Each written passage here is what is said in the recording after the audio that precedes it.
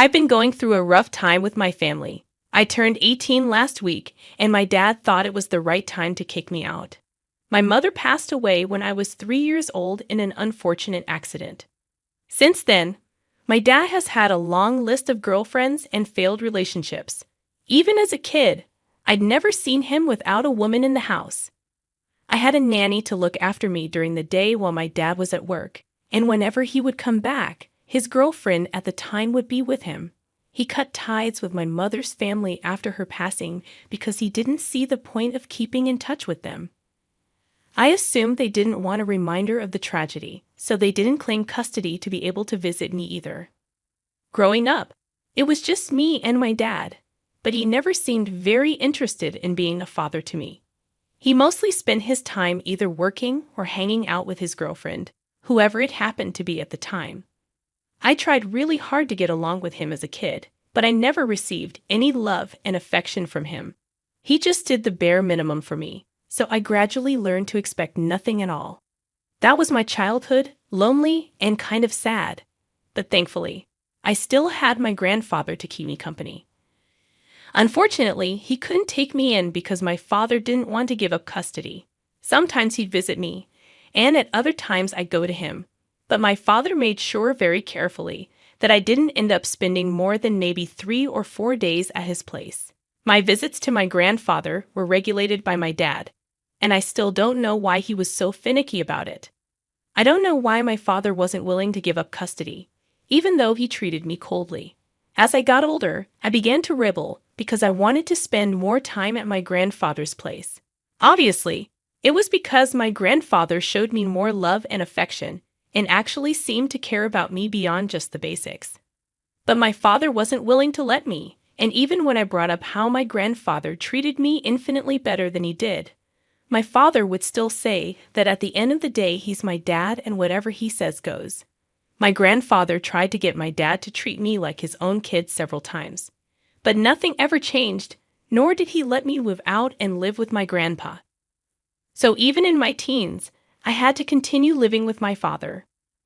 That was pretty much the worst phase of our relationship, and things only got worse after he met my current stepmother, Veronica. Veronica used to be our neighbor's niece who'd been living with our neighbor until her company was able to provide her with proper accommodation. But then she and my dad started going out, and they got married about a year ago after almost 8 months of dating. My dad seemed to dislike having me around, but never did anything about it until Veronica came around. And then the both of them turned pretty vicious towards me. Veronica had it in for me ever since the first day, and I had no idea why. It's not like I'd done anything to her, and in fact, I'd always tried to be very nice to her. But she hated my guts. I guess it had something to do with the fact that I was my dad's son from his previous marriage, and she couldn't stand the fact that I was still around because that was just a reminder that my dad had been married before or something. But that's just my theory of why she hated me so much. Maybe she just didn't need a reason to hate me, and that's the kind of person that she was. I don't know. The bottom line was that she hated me, period, and my life got a lot worse after she started dating my father. She'd make it a point to be as horrible to me as she possibly could whenever we were in the same room. She practically treated me like a housekeeper or something and would make me do all the chores, even though we had a maid, and my dad never said a word against it. I felt like Cinderella in my own house. Once she moved in, she not only made my dad stop giving me money for going out with my friends, but she also convinced him that I was old enough to get a part-time job and make my own money. So I had to get a job after that, which was a much easier alternative than begging my dad to treat me like a human being. It was horrible because Veronica seemed bent on making my life a nightmare at my father's house, and I couldn't wait for the day that I could finally go away to college and move out of this place. I did tell my grandfather about the way I was being treated after Veronica moved in, and he told me that he'd talk to my father about it and do something. But things never changed, and after a while, I just gave up hope that maybe my grandfather would be able to make things better for me. I would vent to him, and he'd listen to me patiently, but that's all that happened, and things never changed. After a while, I just accepted that I had to deal with my dad and Veronica, until I was able to afford to move out of this place. Then, about a week ago on my birthday, I was planning on going out with my friends and celebrating my 18th by buying a couple of beers and having a fun night. I've been saving up money for a while so I could splurge. But then my dad and Veronica decided that they had terrible news to give me, just so they could ruin my birthday. On the morning of my birthday, they told me that I needed to leave the house and find another place to stay. They told me that they were evicting me since Veronica had found out a couple of weeks ago that she was pregnant, and they wanted to use my room as a nursery for the new baby.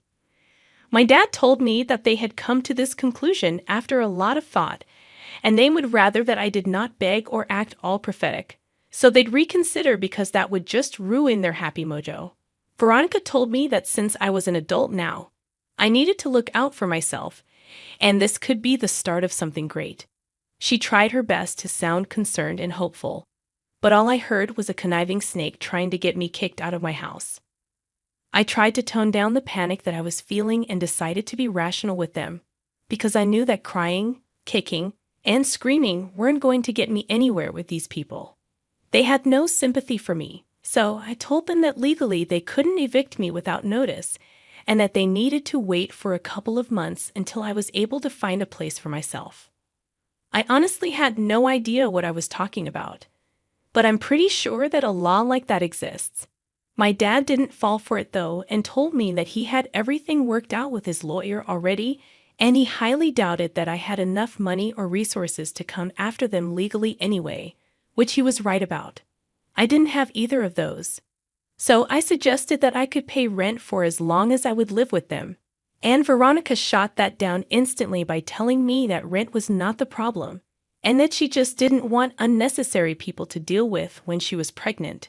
So I needed to vacate the house anyway, just so she could have a peaceful pregnancy. I was grasping for straws, but I still made a last attempt and asked my dad if it would be okay if I moved to the basement or something because I was pretty desperate. And my dad still said no. He worked in a bank and made a decent income, so much so that Veronica had actually quit her job to be a stay-at-home wife, so I knew that money was not the problem. After some bickering, I realized I couldn't change their minds, and they wanted me out at any cost. Now that I was an adult, they could kick me out without any legal repercussions, and I couldn't even do anything about it. So, I accepted defeat and went up to my room to pack my things and leave. I had no idea if my grandfather would be able to take me in or not. One of the major reasons that I hadn't moved in with him against my dad's orders was because he wasn't very financially stable. He'd been a high school science teacher, but was now retired. He had an unfortunate gambling addiction when my dad was in his 20s, which really messed up his savings, and he relied on my father heavily. He could barely even support himself. So, I had no idea how he'd be able to support me as well, and that's why I hadn't moved in with him earlier. But now I had no other choice. To be fair, it wasn't like my grandfather was starving or something. He lived modestly, and I could get used to it. But I didn't want to push him into a corner. Without thinking much, I headed over to my grandfather's place. Once I was there, I told him what my father had said. For about a year now, I'd been trying not to worry about this, but somewhere deep down, I'd known that this day would come. I also had to worry about how I would pay for college because I was supposed to start in the fall, and that was just a couple of months away. Thinking about all of that just made me overwhelmed, and so I started crying. That's when my grandfather told me that he'd had enough and he'd seen enough. So it was time to do what he should have done several years ago. I didn't understand what was going on, and neither did he tell me, but he went into another room to make a phone call. I tried to eavesdrop, but I could barely hear anything, so I gave up trying. After almost an hour and a half, my grandfather finally came out of that room and told me that I had nothing to worry about anymore. I could live with him now, and I wouldn't have to worry about college either. I tried to ask him what was going on, but he told me that it was none of my business right now, and he sounded really upset. So I didn't push it further. Then he told me to go enjoy my day with my friends like I planned to because my 18th birthday was not a day for me to sit at home and mope. Besides, now that things were all right, I had nothing to worry about, so I could go out and enjoy myself. After deciding to make the most of my day now that my problems seemed to be solved, I went out with my friends. I kept my phone on silent for the evening in case my dad called and had something to say. I didn't want to let him ruin my evening like he'd ruined the rest of my day. I didn't find out about his texts and calls until I got back to my grandfather's place, which wasn't until almost 10 in the night. I don't know what got into him, but it appeared to me that he had suddenly developed a conscience somehow and was begging me to come back. I didn't reply to him immediately but waited until the next morning to say that I won't be coming back. I didn't hold back and told him the reason that I wasn't coming back was because he'd never treated me well. And now that I finally had a chance to be happy, I wasn't going to give that up. Also, because Veronica was even worse than him, and I couldn't bear the thought of going back to living with him again. He controlled me for a long time, but now that I was an adult, I could choose where I wanted to live, and he had no right to tell me to come back, especially not after how he and his wife had kicked me out just the day before. After I sent those texts, I received one long text back from my father, and it was a pretty sad one too. He told me that he thought about things in private and came across an old photo album of me in his office, which just reminded him of all the promises that he'd made to my mother. It felt like he was letting her down right now by putting Veronica and the new baby over me. So he wanted me to give him one last chance and actually be a better father this time around because the news of the new pregnancy had just spooked him a little bit, which is why he'd done whatever Veronica asked of him without a second thought. But now he realized that he shouldn't have kicked me out and wanted me to come back desperately. I didn't reply to that text because I knew that he was trying to manipulate me. But I just didn't understand what he was going to gain from this, and I still don't get it. It's been a week, and he's been texting me every day, constantly reminding me of a couple of good times from my childhood and telling me how sorry he is for how he treated me. Initially, I thought that he was trying to manipulate me, but now I just don't know anymore. I tried to talk to my grandfather about it, but he just told me not to fall for his act and seemed very put off by his son's behavior. I feel kind of sorry for my dad because now he's finally trying to be nice to me, but I don't want to go back anymore, and I feel like a jerk for some reason. The rational part of my brain knows that this is what's right for me, but a part of me just wants to go back and see what can be and if my dad will actually change or not. I don't know why, but he's trying to be a good father and make me come back even though he knows Veronica won't like it. But he's willing to put up with her outburst too just to get me back, and I feel like I owe him a second chance. Yesterday, he texted me and said that he was willing to even beg on his knees for me to come back if that's what it was going to take. And I felt sorry, but I still didn't feel sure enough to reply. And it's making me feel guilty for not wanting to go back to my father's house even though he's begging me to return. Update 1. So, I've made up my mind. I'm not going back to my dad's house, and I don't think he meant any of what he said. I just discovered that the reason my dad's been begging me to come back has nothing to do with me but more to do with his lifestyle and maintaining it, if you catch my drift. I sat my grandfather down and told him all about how my dad was begging me to come back, and I still didn't want to go, and it was just making me feel like a horrible human being, and I was feeling very guilty about it. I tried to talk to him about this before, but he just told me not to fall for it and left it at that. This time, I felt like I needed to get all of this out of my system, even if he wasn't any help. After hearing me out, my grandfather got really serious and told me that he wasn't allowed to talk to me about this, but he felt like it was finally time that I knew. He even told me that ever since I was a kid, my dad didn't have to pay for anything to do with me, and that it was all my mother's family contributing and funding my upbringing. Now that I'd been kicked out of my father's house, my grandfather had spoken to my mom's family and told them about how I was being treated, which is why they decided that I must now live with my grandfather.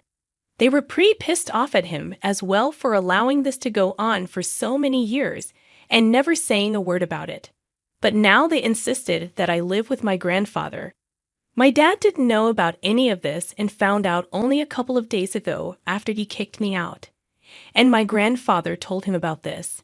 My grandfather was the bridge between my mother's family and my dad and had been passing the money to him, which my mother's family would send.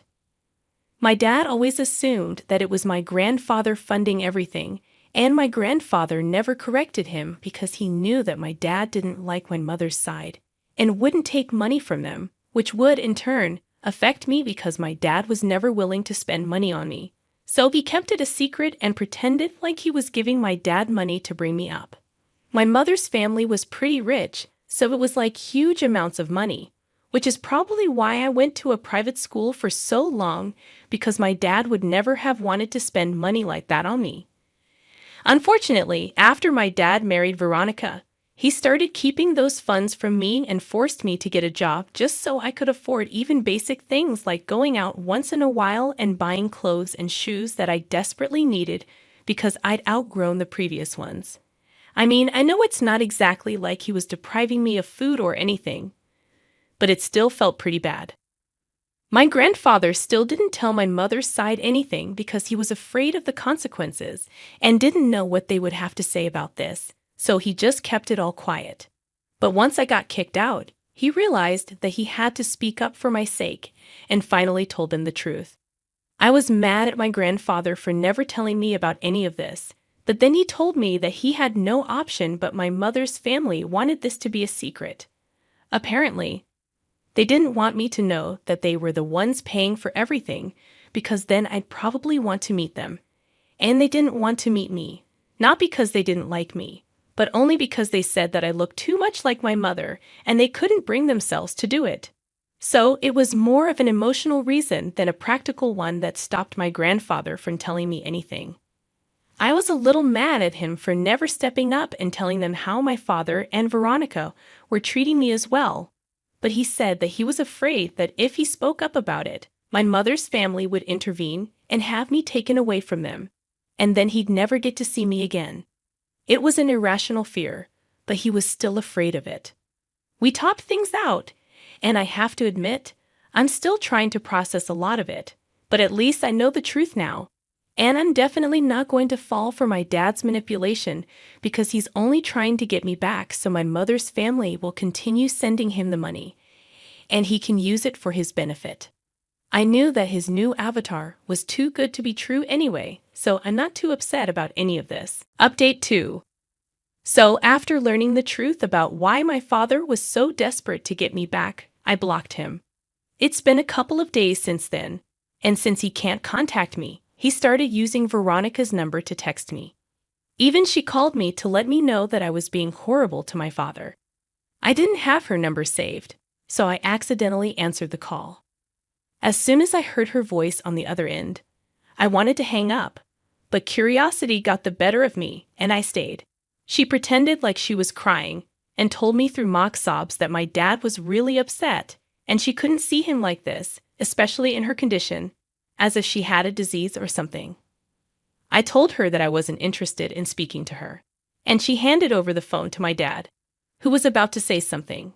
But I cut him off and said that he could drop his little act now because I knew the truth, and I wasn't going to fall for it. He said that he didn't know what I was talking about, so I told him that maybe my mother's family could explain better, and then hung up and blocked Veronica's number as well. It was pretty satisfying to hand it back to them, and my grandfather thinks that I dealt with it well. In other news, I spoke to my grandfather, and I told him that I really wanted to meet my mother's family, even though I knew that they didn't want me to meet them because it was hard for them to see me. But I just had to see these people and thank them for everything that they did for me. It was a little difficult, but my grandfather finally managed to convince them to fly down here and meet me for the first time. I have seen pictures of my mother's family, her parents, and her older brother, but I guess meeting them is going to be very, very different. I don't know what to expect, and there's still a couple of days to go before I have to see them. But I'm excited, and I know that no matter what, they're going to love me. And even though this is my first time ever seeing them in person, I know that I'll love them too. Update 3. Hey, I'm back from my first meeting with my mother's family, and I'm happy to say that it went well.